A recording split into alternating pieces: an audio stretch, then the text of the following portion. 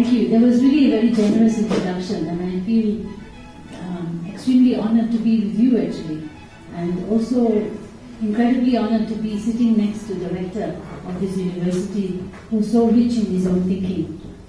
I came to know Diego and of course his colleague Rene, who's also associated with this university, and we have been extremely privileged to be working together in the challenges of the negotiations related to climate change. I think many of you are already aware of how important this issue of climate change is, and I think many of you also experience it. I think recently you have seen your own country going through a lot of climate impacts, whether it's the glacial melt or whether it's the floods and all kinds of impacts. So I think I'm not here to convince you that climate change is important, because I think you already realize how important it is. And the government of Bolivia has taken this as a very important issue, and in sharing the G77 and China are playing a very important role in ensuring that the developing countries come up with a very good outcome of a new agreement which is being negotiated for Paris next year. Recognizing that the problem of climate change is both global and also needs a solution that has to be globally addressed, our governments many years ago in 1992 negotiated the Framework Convention on Climate Change because it recognized the fact that due to a lot of historic emissions, particularly the result of developed countries who had industrialized in advance, who had emitted a lot of greenhouse gases into the atmosphere, were mainly responsible for the negative impacts that developing countries were facing in relation to the consequences of those greenhouse gas impacts.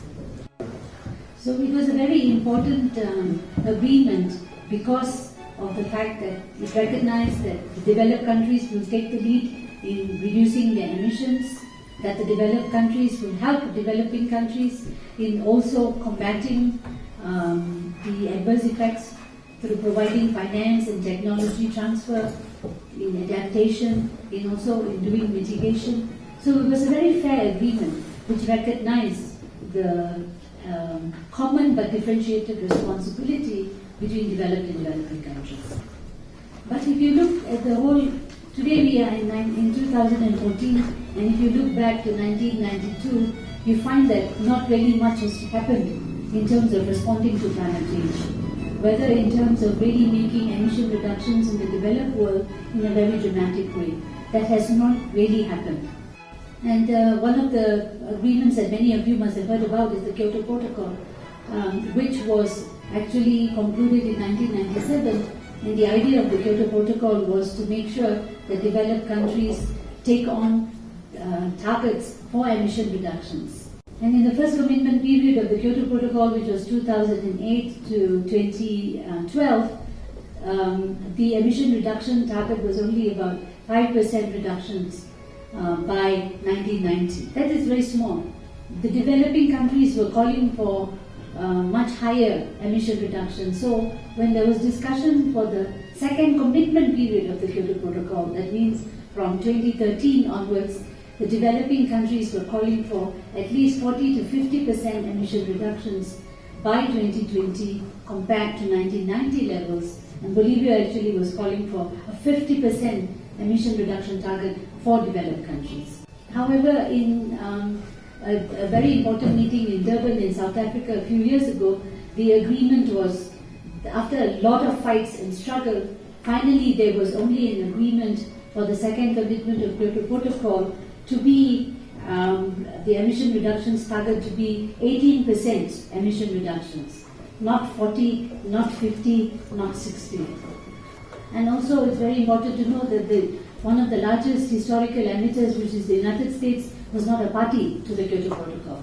And Canada also walked out of the Kyoto Protocol after agreeing to be a party.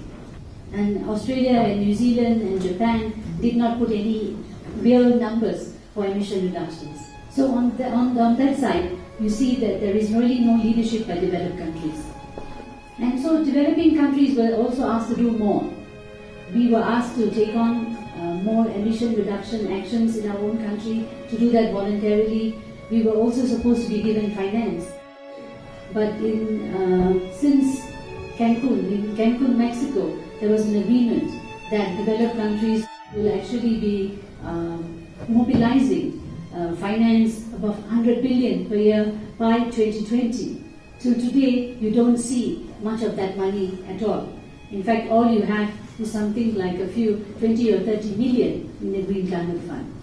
There was also supposed to be real technology transfer to developing countries, so that developing countries could also mitigate and we could also adapt. But if you really look at the history, many of the experts say there's hardly any real technology transfer from the developed to the developing world. There's also a great reluctance for the developed world to relax intellectual property. They don't want to even discuss intellectual property. When developing countries say that if we have to get the technologies, we have to be able to make it cheaply or access it cheaply, that is also being resisted. I see many of you looking very sad already.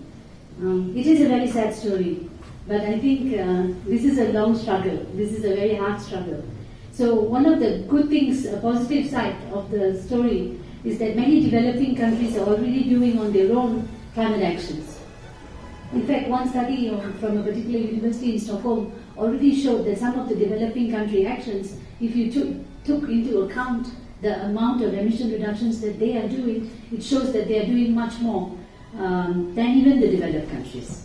But I think if we really want to see serious action happening, and if you, for those of you who watched the TV yesterday, the Intergovernmental Panel on Climate Change, which Diego just came from in Yokohama, where they actually released a new report showing that the severity of the climate crisis is going to increase even much more. So the kind of responses so far are really nearly not enough. Much more needs to be done in terms of helping developing countries respond and adapt to climate change. And there is a new agreement which is being discussed, which is supposed to be concluded in 2015 in Paris. So this year there will be a very important meeting in Peru, which is where all the parties of the conference will meet. Next year it will be in Paris. There is supposed to be a new agreement where developed and developing countries are supposed to agree on how they will also continue to do mitigation and also adaptation. And these are for actions from the period 2020 onwards. So in the pre-2020 period, which is this period, we have lost a lot of time in really doing the real kinds of actions that needed to be done. For the post-2020 is also looking very bleak, if this is the kind of atmosphere that is prevailing. And the biggest danger is that this Paris Agreement will be a different agreement from what was agreed in 1992, because the intention of the developed countries is basically to change that fair agreement of 1992, which I talked about, to be making it an unfair agreement where developed and developing countries are treated almost in the same way. So I think I will leave a lot of the discussion to the question time, because I think that I just wanted to give you a flavor of how the struggle for really real action at the global level is a very difficult one. So for many of us, we are working together with Bolivia and with other developing countries, called the like-minded developing countries, also the G77 and China, to actually make sure that the real emission reductions leadership is shown by the developed world, and that developing countries too will also do their part, but this must be possible with finance, with technology transfer, and with also a spirit where we actually help each other, and not at this particular moment where there's a lot of blame happening. And at another level also to help the developing countries having to help each other at the South-South level, just not waiting for the developed countries to either put the money or put the technology transfer, because climate change is happening now. We have to respond now.